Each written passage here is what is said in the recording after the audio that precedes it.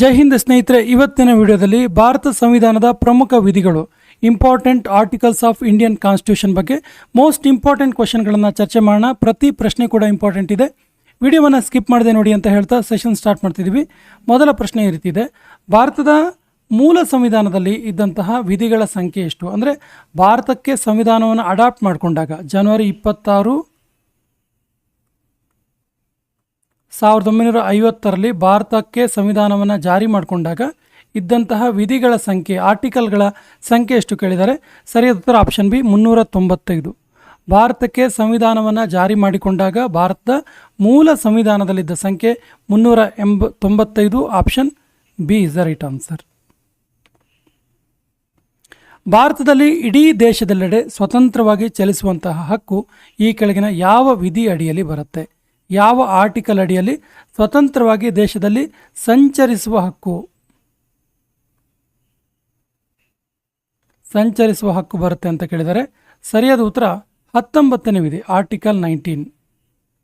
Option C is the right answer. ಹಣಕಾಸು ಆಯೋಗವು ಸಂವಿಧಾನದ ಎಷ್ಟನೇ ಅನುಚ್ಛೇದದ ಅಡಿಯಲ್ಲಿ ಬರುತ್ತೆ?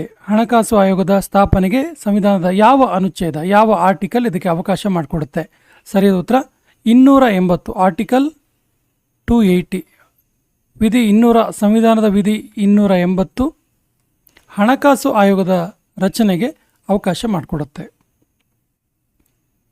ಈ ಕೆಳಗಿನ ಯಾವ ಸಂವಿಧಾನದ ಅನುಚ್ಛೇದವು ವೈಯಕ್ತಿಕ ಗೌಪ್ಯತೆಯನ್ನು ಮೂಲಭೂತ ಹಕ್ಕಿನ ಅಡಿಯಲ್ಲಿ ನೀಡುತ್ತೆ?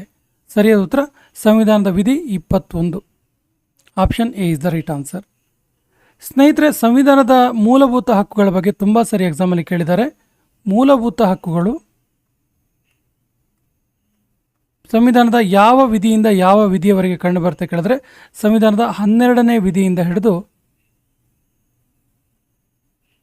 35ನೇ ವಿಧಿಯವರೆಗಿನ ವಿಧಿಗಳು, ಆರ್ಟಿಕಲ್ಗಳು ಮೂಲಭೂತ ಹಕ್ಕಿಗೆ ಸಂಬಂಧಪಟ್ಟಿದೆ.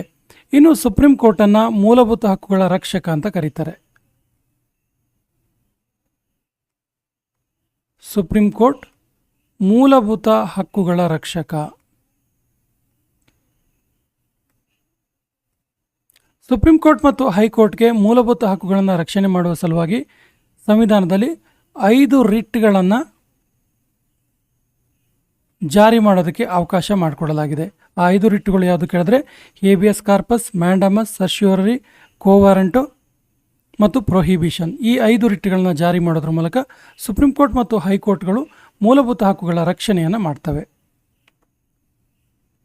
ಈ ಕೆಳಗಿನ ಯಾವ ಸಂವಿಧಾನದ ಅನುಚ್ಛೇದವು ರಾಜ್ಯ ನಿರ್ದೇಶಕ ತತ್ವದ ಅಡಿಯಲ್ಲಿ ಅಂತಾರಾಷ್ಟ್ರೀಯ ಶಾಂತಿ ಮತ್ತು ಸುರಕ್ಷತೆಗೆ ಸಂಬಂಧಿಸಿದೆ? ಸರಿಯಾದ ಉತ್ತರ ವಿಧಿ 51. Option B is the right answer. Article 51. ಸಂವಿಧಾನದ ವಿಧಿ 51 ಏನು ಹೇಳುತ್ತೆ ಕೇಳಿದ್ರೆ ಅಂತಾರಾಷ್ಟ್ರೀಯ ಶಾಂತಿ ಮತ್ತು ಸುರಕ್ಷತೆಗೆ ಸಂಬಂಧಪಟ್ಟಿದೆ. ಅದು ರಾಜ್ಯ ನಿರ್ದೇಶಕ ತತ್ವದ ಅಡಿಯಲ್ಲಿ. ಈ ಕೆಳಗಿನ ಯಾವ ಸಂವಿಧಾನದ ಅನುಚ್ಛೇದವು ರಾಷ್ಟ್ರಪತಿಗಳಿಗೆ ಕೈದಿಗಳಿಗೆ ಕ್ಷಮಾದಾನ ನೀಡುವಂತಹ ಹಕ್ಕನ್ನು ಒದಗಿಸುತ್ತೆ?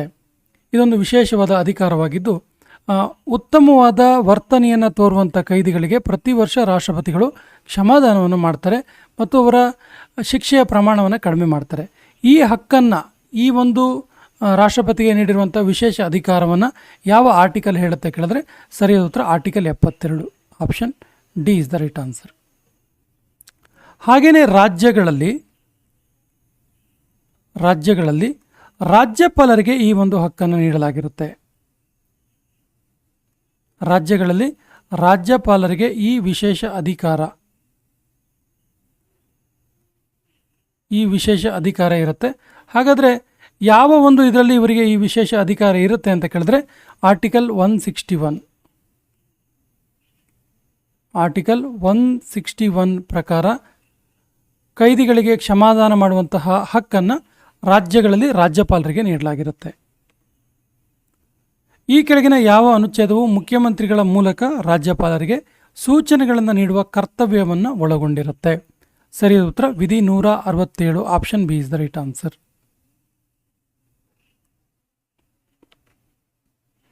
ಈ ಕೆಳಗಿನ ಯಾವ ಅನುಚ್ಛೇದವು ರಾಷ್ಟ್ರಪತಿ ಆಡಳಿತಕ್ಕೆ ಅವಕಾಶ ಮಾಡಿಕೊಡುತ್ತೆ? ಸರಿಯಾದ ಉತ್ತರ ಸಂವಿಧಾನದ ವಿಧಿ 356. ರಾಷ್ಟ್ರಪತಿಗಳ ಆಡಳಿತ ಮೀನ್ಸ್ ರಾಜ್ಯ ತುರ್ತು ಪರಿಸ್ಥಿತಿ. ರಾಜ್ಯ ತುರ್ತು ಪರಿಸ್ಥಿತಿ. ಸಂವಿಧಾನದಲ್ಲಿ 3 ರೀತಿಯ ತುರ್ತು ಪರಿಸ್ಥಿತಿಗೆ ಅವಕಾಶವನ್ನು ಮಾಡಿಕೊಡುತ್ತೆ ಸಂವಿಧಾನ. ಒಂದು ರಾಜ್ಯ ತುರ್ತು ಪರಿಸ್ಥಿತಿ, ಒಂದು ರಾಷ್ಟ್ರೀಯ ತುರ್ತು ಪರಿಸ್ಥಿತಿ, ಇದು ಹಣಕಾಸಿನ ತುರ್ತು ಪರಿಸ್ಥಿತಿ. ಸೊ ಭಾರತದಲ್ಲಿ ಇದುವರೆಗೂ ಕೂಡ ಹಣಕಾಸಿನ ತುರ್ತು ಪರಿಸ್ಥಿತಿ ಆಗಿಲ್ಲ. ರಾಷ್ಟ್ರೀಯ ತುರ್ತು ಪರಿಸ್ಥಿತಿ 3 ಸರಿಯಾಗಿದೆ, 1962, 65 ಮತ್ತು 72. ಭಾರತ ಮತ್ತು ಪಾಕಿಸ್ತಾನ ಯುದ್ಧ, ಭಾರತ ಮತ್ತು ಚೀನಾ ಯುದ್ಧ ಮತ್ತು ಭಾರತಕ್ಕೆ ಬರಗಾಲವಾದ ಸಂದರ್ಭದಲ್ಲಿ 3 ಸಾರಿ ರಾಷ್ಟ್ರೀಯ ತುರ್ತು ಪರಿಸ್ಥಿತಿಯನ್ನು ಘೋಷಣೆ ಮಾಡಲಾಗಿದೆ. ರಾಜ್ಯ ತುರ್ತು ಪರಿಸ್ಥಿತಿಯನ್ನು ಅನೇಕ ಸಾರಿ ಘೋಷಣೆ ಮಾಡಲಾಗಿದೆ. ಅಂದರೆ ರಾಜ್ಯಗಳಲ್ಲಿ ಒಂದು ರೀತಿಯ ಆಡಳಿತದ ದುರುಪಯೋಗ ಆದ ಸಂದರ್ಭದಲ್ಲಿ, ರಾಜ್ಯಗಳಲ್ಲಿ ರಾಜ್ಯದ ಜನತೆಯ ಹಿತವನ್ನು ಕಾಯ್ದುಕೊಳ್ಳಲು ವಿಫಲರಾದ ಸಂದರ್ಭದಲ್ಲಿ ರಾಜ್ಯಪಾಲರ ಆಡಳಿತ ಇರುತ್ತೆ. ಅದರರ್ಥ ರಾಷ್ಟ್ರಪತಿ ಆಡಳಿತನೇ ಇರುತ್ತೆ. ವಸ್ತುಸ್ಥಿತಿ ಏನಿರುತ್ತೆ ಕೇಳಿದ್ರೆ ರಾಜ್ಯಪಾಲರು ರಾಜ್ಯಗಳಲ್ಲಿ ಆಡಳಿತ ಮಾಡ್ತಾರೆ. ಇದಕ್ಕೆ ರಾಜ್ಯ ತುರ್ತು ಪರಿಸ್ಥಿತಿ ಅಂತ ಕರೀತಾರೆ. ಸೊ ಈ ರಾಜ್ಯ ತುರ್ತು ಪರಿಸ್ಥಿತಿಯನ್ನು ಹೇಳುವಂಥ ಒಂದು ಆರ್ಟಿಕಲ್ ಯಾವುದು ಕೇಳಿದ್ರೆ ಆರ್ಟಿಕಲ್ 356. ಈ ಕೆಳಗಿನ ಯಾವ ಅನುಚ್ಛೇದವು ಪ್ರಧಾನಿಗಳಿಗೆ ಸಲಹೆ ನೀಡಲು ಒಂದು ಮಂತ್ರಿಮಂಡಲದ ಸಮಿತಿಯನ್ನು ಶಿಫಾರಸು ಮಾಡುತ್ತೆ?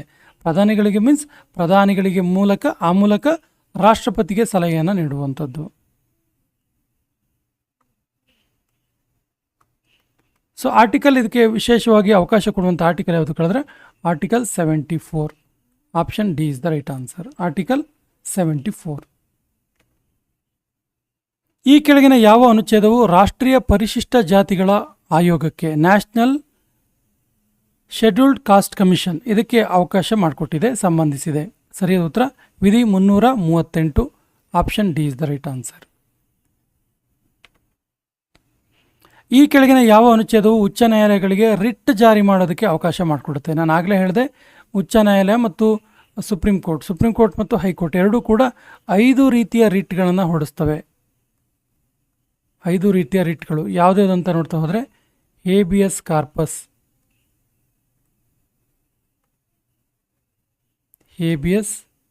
ಕಾರ್ಪಸ್, ಎರಡನೇದು ಮ್ಯಾಂಡಮಸ್, ಮೂರನೇದು ಸರ್ಶಿಯೋರರಿ, 4ನೇದು ಕೋವಾರೆಂಟೋ ಮತ್ತು 5ನೇದು ಪ್ರೊಹಿಬಿಷನ್.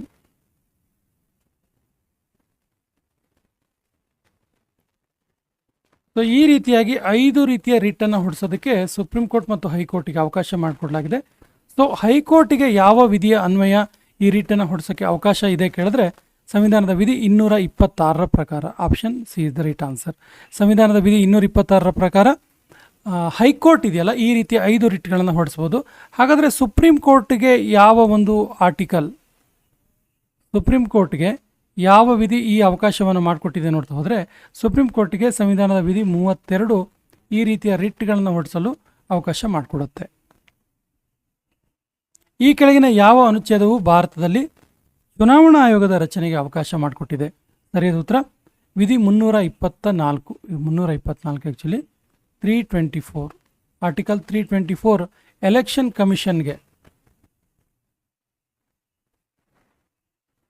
ಕಮಿಷನ್ ರಚನೆಗೆ ಅವಕಾಶ ಮಾಡಿಕೊಟ್ಟಿದೆ.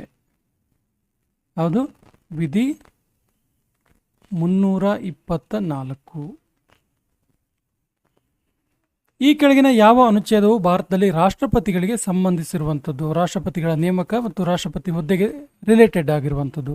ಸರಿಯಾದ ಉತ್ತರ ವಿಧಿ 52. Option A is the right answer.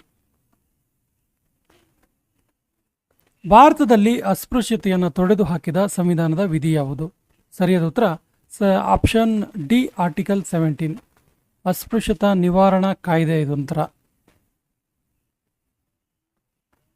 ಅಸ್ಪೃಶ್ಯತಾ ನಿವಾರಣಾ ಕಾಯ್ದೆಯಂತೆ ಕೆಲಸ ಮಾಡುವಂಥ ವಿಧಿ ಆರ್ಟಿಕಲ್ 17.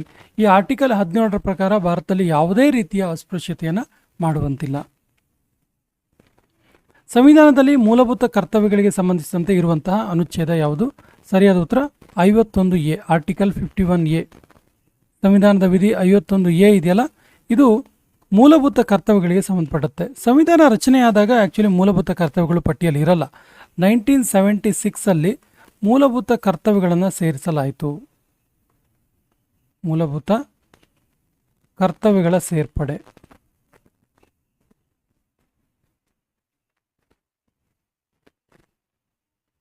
ಸಾವಿರದ 1976ರಲ್ಲಿ ಭಾರತ ಸಂವಿಧಾನಕ್ಕೆ ಮೂಲಭೂತ ಕರ್ತವ್ಯಗಳನ್ನು ಸೇರಿಸಲಾಯಿತು. ಇದಕ್ಕೆ ಸೇರಿಸೋದಕ್ಕೆ ಶಿಫಾರಸು ಮಾಡಿದ ಸಮಿತಿ ಯಾವುದು ಕೇಳಿದ್ರೆ ಸರ್ದಾರ್ ಸ್ವರ್ಣ ಸಿಂಗ್ ಕಮಿಟಿ. ಸರ್ದಾರ್ ಸ್ವರ್ಣ ಸಿಂಗ್ ಕಮಿಟಿ. ಸೊ ಸರ್ದಾರ್ ಸ್ವರ್ಣ ಸಿಂಗ್ ಕಮಿಟಿ ಮೂಲಭೂತ ಕರ್ತವ್ಯಗಳಿಗೆ ಸಂಬಂಧಪಟ್ಟಂತೆ ಶಿಫಾರಸು ಮಾಡಿದ ಸಮಿತಿಯಾಗಿದೆ.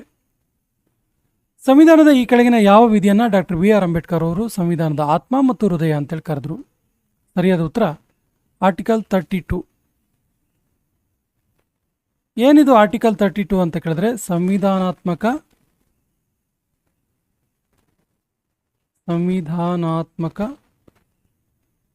ಪರಿಹಾರಗಳ ಹಕ್ಕು. ಪರಿಹಾರದ ಹಕ್ಕು. ಯಾವುದೇ ರೀತಿಯ ಮೂಲಭೂತ ಹಕ್ಕುಗಳಿಗೆ ಧಕ್ಕೆಯಾದಲ್ಲಿ ಅವರು ಸಂವಿಧಾನಾತ್ಮಕವಾಗಿ ಪರಿಹಾರವನ್ನು ಕಂಡುಕೊಳ್ಬೋದು. ಸೊ ಇದನ್ನು ಆರ್ಟಿಕಲ್ 32 ಹೇಳುತ್ತೆ. ಈ ಆರ್ಟಿಕಲ್ 32ನ್ನು ಅಂಬೇಡ್ಕರ್ ಅವರು ಸಂವಿಧಾನದ ಆತ್ಮ ಮತ್ತು ಹೃದಯ ಅಂತ ಕರೆದರು. ಸಂವಿಧಾನದ ಈ ಕೆಳಗಿನ ಯಾವ ವಿಧಿಯಲ್ಲಿ ಬಜೆಟ್ ಎಂಬ ಶಬ್ದದ ಉಲ್ಲೇಖ ಇದೆ? ಸರಿಯಾದ ಉತ್ತರ ಆಪ್ಷನ್ ಡಿ, ಯಾವುದೂ ಇಲ್ಲ. ಅಂದರೆ ಭಾರತ ಸಂವಿಧಾನದಲ್ಲಿ ಬಜೆಟ್ ಅನ್ನುವಂಥ ಪದವೇ ಇಲ್ಲ. ಬಜೆಟ್ ಎಂಬ ಪದ ಇಲ್ಲ. ಹಾಗಾದರೆ ಈ ಬಜೆಟ್ಗೆ ರಿಲೇಟೆಡ್ ಆಗಿ ಏನಿದೆ ಅಂತ ಕೇಳಿದ್ರೆ ಆ್ಯನ್ಯುವಲ್ ಫಿನಾನ್ಷಿಯಲ್ ಸ್ಟೇಟ್ಮೆಂಟ್ ಎನ್ನುವಂಥ ಪದ ಇದೆ. Annual financial statement. Annual financial statement ಅನ್ನುವಂಥ ಪದ ಇದೆ. ಇದಕ್ಕೆ ಸಂಬಂಧಪಟ್ಟಂತಹ ವಿಧಿ ಯಾವುದು ಕೇಳಿದ್ರೆ 112. ಸೊ ನಾವು ಇದನ್ನೇ ಬಜೆಟ್ ಸಂಬಂಧಪಟ್ಟಂಥ ವಿಧಿ ಅಂತ ಕನ್ಸಿಡರ್ ಮಾಡ್ತೀವಿ. ಬಟ್ ಬಜೆಟ್ ಅನ್ನುವಂಥ ಪದ ಇಲ್ಲ. ಬದಲಾಗಿ ಬಜೆಟ್ನ ಅಂತರರ್ಥ, ಅದೇ ಅರ್ಥವನ್ನು ಕೊಡುವಂತಹ ಆ್ಯನ್ಯುವಲ್ ಫಿನಾನ್ಷಿಯಲ್ ಸ್ಟೇಟ್ಮೆಂಟ್ ಎನ್ನುವಂತಹ ಪದ ಬಳಕೆ ಆಗಿದೆ. ಸಂವಿಧಾನದ ಈ ಕೆಳಗಿನ ಯಾವ ವಿಧಿಯಲ್ಲಿ ವಿಧಾನ ಪರಿಷತ್ಗೆ ಸಂಬಂಧಿಸಿದೆ? ಸರಿಯಾದ ಉತ್ತರ ವಿಧಿ 169. ಇದು ವಿಧಾನ ಪರಿಷತ್ಗೆ ಸಂಬಂಧಪಟ್ಟಿದೆ. Option D is the right answer. So ವಿಧಾನ ಪರಿಷತ್ಗಳ ರಚನೆ ಮಾಡುವಂಥದ್ದು ಸಂಸತ್.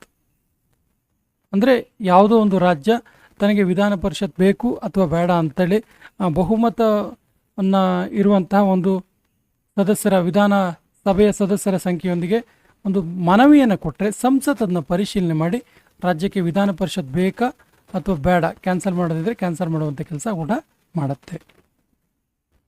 ಸಂವಿಧಾನದ ಈ ಕೆಳಗಿನ ಯಾವ ವಿಧಿಗಳು ನಾಗರಿಕತ್ವಕ್ಕೆ ಸಂಬಂಧಿಸಿದೆ? ಸರಿಯಾದ ಉತ್ತರ ಸಿಟಿಸನ್ಶಿಪ್. 5ರಿಂದ 11. Option B is the right answer. ಯಾವುದಕ್ಕೆ ಸಹ ರಿಲೇಟೆಡ್ ಆಗಿರೋದು ಕೇಳಿದ್ರೆ ಇದು ಸಿಟಿಸನ್ಶಿಪ್. ಅಂದರೆ ನಾಗರಿಕತ್ವಕ್ಕೆ ಸಂಬಂಧಪಟ್ಟಿರುವಂತಹ ವಿಧಿಗಳಾಗಿವೆ. ಈ ಸೆಷನ್ ಕೊನೆಯ ಪ್ರಶ್ನೆ ಈ ರೀತಿ ಇದೆ. ಈ ಕೆಳಗಿನ ಯಾವ ವಿಧಿಯು ಉಪರಾಷ್ಟ್ರಪತಿ ಹುದ್ದೆಗೆ ಅವಕಾಶ ಮಾಡಿಕೊಡುತ್ತೆ? ಆಪ್ಷನ್ಸ್ ಈ ರೀತಿ ಇದೆ: ಆರ್ಟಿಕಲ್ 62, ಆರ್ಟಿಕಲ್ 64, ಆರ್ಟಿಕಲ್ 70, ಆರ್ಟಿಕಲ್ 84. ಸರಿಯಾದ ಉತ್ತರವನ್ನು ಕಮೆಂಟ್ ಬಾಕ್ಸಲ್ಲಿ ಕಮೆಂಟ್ ಮಾಡಿ ಮತ್ತು ನಮ್ಮ ಚಾನಲ್ ಫಸ್ಟ್ ಟೈಮ್ ನೋಡ್ತಾ ಇದ್ದರೆ ಸಬ್ಸ್ಕ್ರೈಬ್ ಮಾಡೋಕ್ಕೆ ಮರಿಬೇಡಿ ಅಂತ ಹೇಳ್ತಾ ಸೆಷನ್ ಕಂಪ್ಲೀಟ್ ಮಾಡ್ತಾ ಇದ್ದೀವಿ. ಜೈ ಹಿಂದ್.